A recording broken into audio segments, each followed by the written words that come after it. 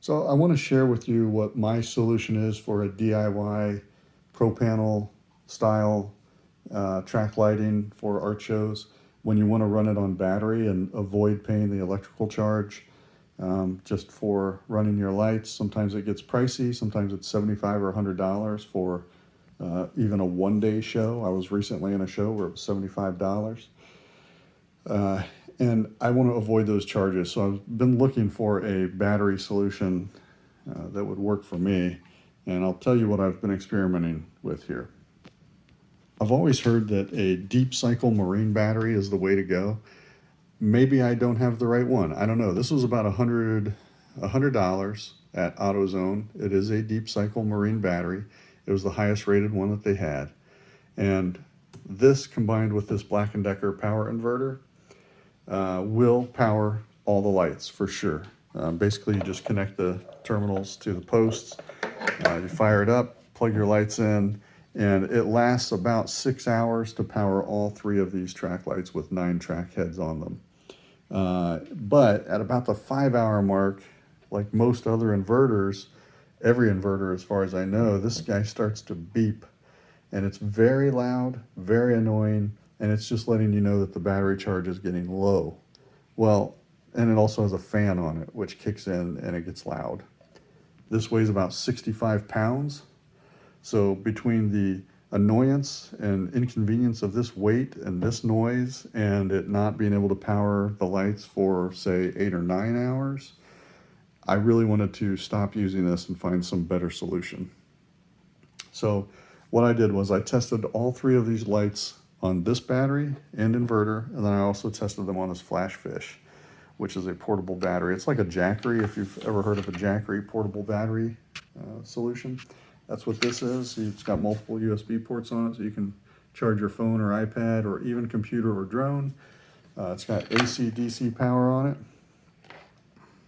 both front and back there, and just a simple on-off switch. This takes about 7 or 8 hours to charge fully. But this is what I've found. If I power a single track of this lighting on the Flash Fish, it lasts for almost 10 hours and then it dies. It's about 9 3/4 hours. If I do all 3 tracks on this Flash Fish, it lasts for about 4.5 hours.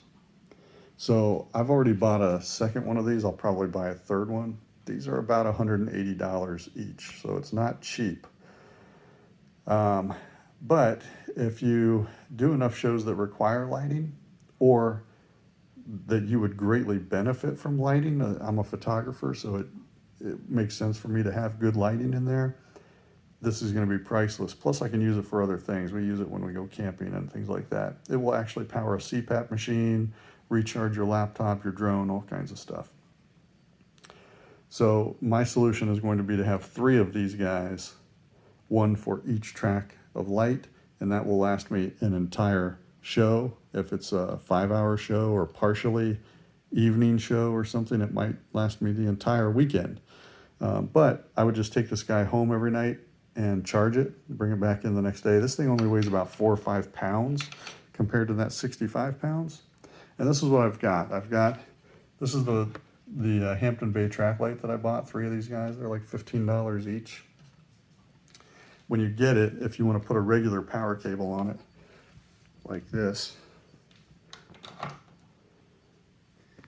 and these are 5K daylight LED lights, to put that regular power cable on there, the track comes with a little plug on the end of it like this, and you just unscrew it and pop it out, and you replace it with this guy. And this is what gives you the regular power cable. And right there's the part that I used. I'll put all these things in the description, link to all these things. So there's the track, there's the power cable for it. I replaced all of the halogen lights with LEDs. This is what it came with. This is what I replaced it with, which is what was recommended by the Hampton Bay folks. And this is the specific retro track head that I purchased. 9 of these. And then if you do decide you're going to, if I just had 2 of these, I could switch. If I had 2 of these, I could power one until it dies, power all 3 tracks until this guy dies, and then just swap it onto another one.